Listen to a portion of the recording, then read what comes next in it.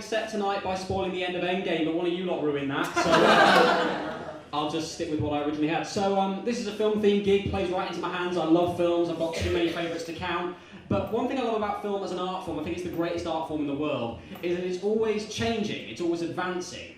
And I think we can all agree that the biggest recent change in cinema was 3D. You guys remember this? How incredible was 3D? You know, the projector, that they found a way to show the images that are from the right side of your vision and the left side of your vision at the same time at such a frame rate that the two together combine and make an immersive, beautiful 3D image in your head. That's science for the benefit of the masses, that is. And then we went to see it. What a waste of money that was. Yeah, they told us it makes it more immersive, it brings you into the film. Yes, it does, because it moves the action 2 inches closer to your face. It's 2D characters slightly in front of a 2D image. 3D is the biggest disappointment I've ever had in a cinema, and I went to see The Hobbit. All 3 of them, because I'm a stalwart. Does anyone remember doing this in a 3D film screening, where you lift your glasses up just to see what the screen looks like without them? Why did we do that? Anyone who ever bought a magazine as a child knows what that looks like. You remember the little panels with the blue and red dots, and when you put on the shitty paper glasses, they made an image? That's what that screen looks like. That's not new information. It's not like we were going, oh wow, the characters turn invisible if you don't wear these.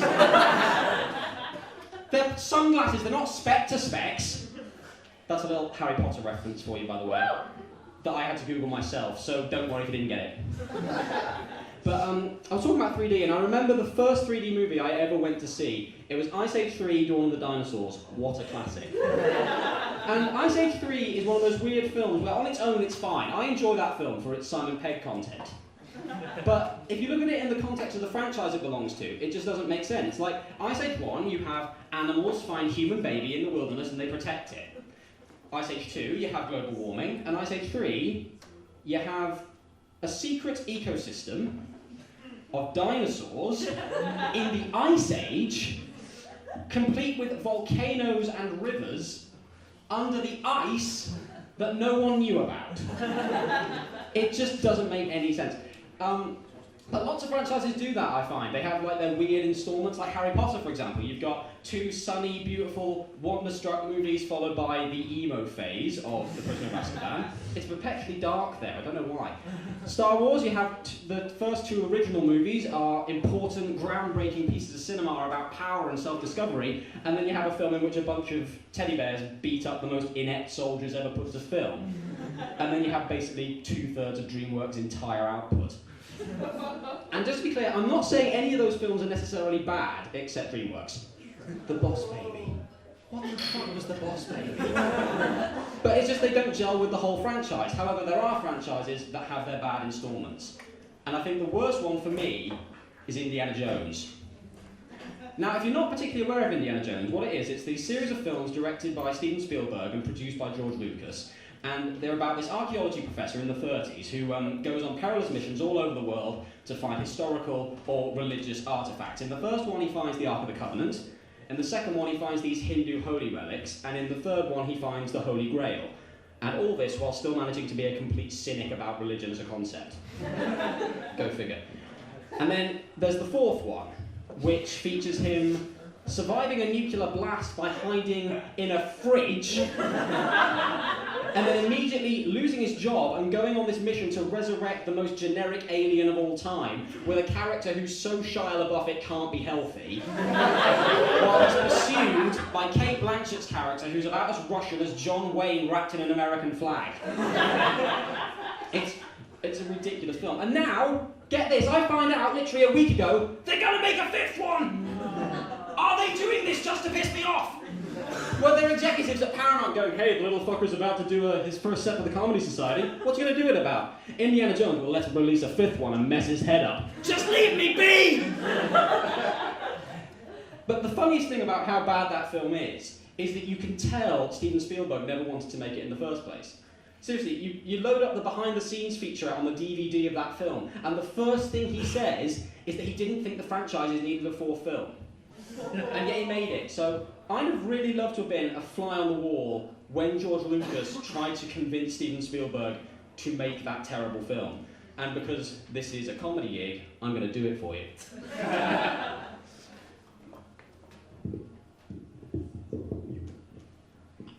Lovely. So, yeah, this is George Lucas trying to convince Steven Spielberg to make Indiana Jones 4. So, Spielberg sat at home, lovingly polishing an Oscar. The phone rings, the phone's like an Oscar. Hello? Aliens. I'm sorry? Aliens! George, is that you? Yeah! Aliens! George, you don't sound well, I'm hanging up. Goodbye. Ring ring. Hello? Aliens. George, is that you again? Indiana Jones with aliens. You want to do a 4th Indiana Jones movie with aliens in it? Yeah! George, you've done aliens. They're like your thing. And to be honest, the last time you did that didn't go over that well. What do you mean? Do you honestly not know what I mean? The Star Wars prequels? Bad writing? Bad CGI? Bad Hayden Christensen? No, I don't know what he's talking about. The prequels didn't have any of that. Do you honestly not think that they did? George, we're not doing Indiana Jones Aliens. Goodbye. Wait, ring, ring. What do you want? Interdimensional beings? No! Look, George, we don't need a 4th indie movie. It's fine. Goodbye. But, Stephen, the more films you make, the more Oscars you might win. Continue. The more movies you make, it's just maths. The more movies you make, the more Oscars you might win. All right, George, we'll give it a go. Yeah. Ooh. Get me an Oscar. I mean Harrison Ford. Hi, Harrison, this is Stephen. Hello, Stephen.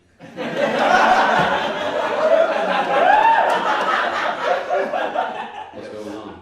Nothing much. We're thinking we're gonna make a 4th Indiana Jones film. Great, I'm so excited. You sound it. Yeah, of course you have to be part of this. I know, I'm the guy. So what's this one about? Well, it's about aliens. Fuck off. Okay. I'd like to speak to Kate Blanchett, please. Hi, Kate, this is Steven Spielberg. Sorry, you're gonna have to speak up. I'm on the red carpet right now. I can't hear you. Sorry. Hi, Kate, this is Steven Spielberg. Oh, Steven, hi. Nice to talk to you. How are you doing? I'm fine. Look, we're going to make a 4th Indiana Jones film, and we'd really love you to be a part of it. Oh, that's amazing, Stephen. I love those films so much. And I tell you, my schedule's completely free right now. I can do this film, I promise. That's amazing. So, what's this film going to be about? Well, we're thinking it's going to be about aliens. Oh, sorry, did I say my schedule was free? Something's literally just come up right now. That means I can't do that film. Goodbye. No. Just do it! Get me Shia LaBeouf.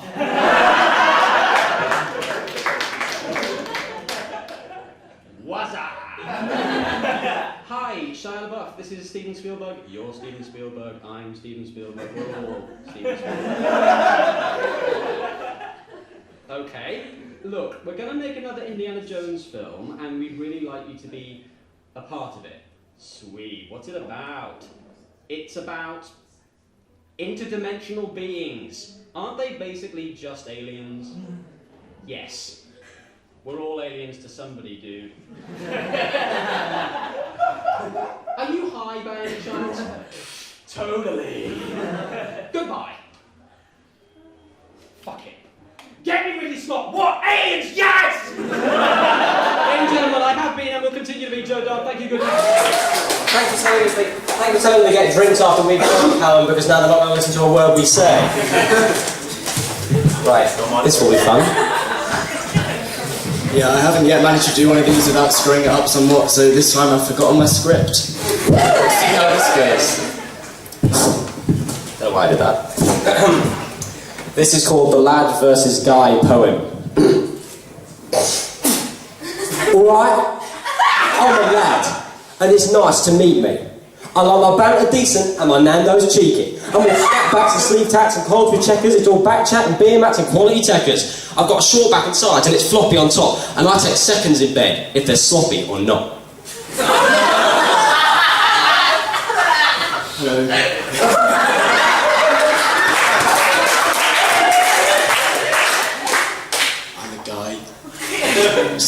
regular guy. 2 incredible kids, a wonderful wife, 3 holidays a year, more than enough money, inherited from daddy, with the rest left to mummy. Our youngest, Johnny, plays the viola, and our eldest, Polly, is curing Ebola. But if I had to pick my top 2, at the end of the day, I like FIFA and boobs. Particularly the latter when I'm reading my news. Apparently they want to ban page 3 of the old prudes because it encourages a culture of creepy young dudes. Well, don't like it, don't buy it. It's simple as that. I don't like bananas. You won't see them in my flat because they're phallic and that makes me feel sick. So ban bananas and stop making me look at that shit.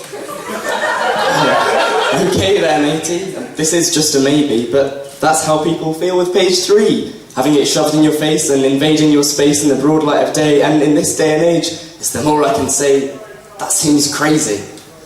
But this is tits, and tits are wicked. They get me through blips when I'm missing my missus. All the lads love them, it's all we talk about. You should come for a night on the pool with us, in Walkabout.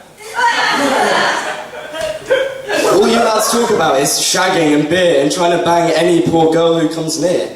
Well, if you're not involved, you're too gay and queer. That's tautology. Sorry? No need for an apology, just try and be more semantically clear. Oh God, don't tell me you're a grammar Nazi.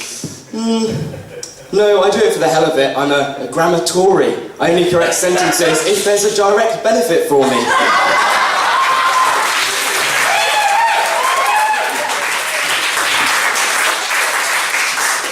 It's just something from uni, maybe give them a try. Actually, I went to University of Life. I know you look at me and you think this guy's thick, but I've got a PhD, a pretty huge diploma in big dick studies. Sorry, you studied big dicks? No, I mean I studied having like the art of having a... It's just that you definitely made it sound like you studied big dicks for 7 years. To a doctorate standard. And are now a doctor in big dicks. God, who is this guy? You just can't have any banter with him. Listen, mate, I'm getting pretty sick of your pedanticism. I believe the word is pedantry. Maybe if you read a book, you wouldn't speak so unpleasantly. I only read stuff that's already gone viral, or anything that's posted by the Lad Bible. The Lad Bible? What's that? Is that like a holy book for sad lads? It's a website for pictures and videos, Grandad. And there used to be pictures of naked bitches, with splayed legs and big tits and all the best bits, but apparently expecting that of all women is sexist. Correct.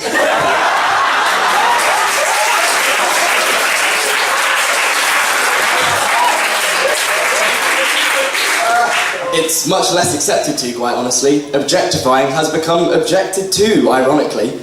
This Bible thing's weird, but you seem a Chad enchanted, so maybe live your life by these lad commandments. Do not let Lad Bible be your religious text. Don't read Darren 3:16 to learn how to be a pest. Thou shalt not seek memes of leaked teens or any girl in the media. Thou shalt not call it Lad Bible. Thou shalt call it Prickipedia. If thou seest a pretty girl, thou shalt not shout out and bother her. I can tell a girl to smile, though. Yes, if you're a photographer. What do you know? You couldn't pull in a brothel. I'm literally married. I just wouldn't want to. Well, you have picnics with your missus. I just meet chicks and do them. Well, I'd rather be terrible with women than terrible to them.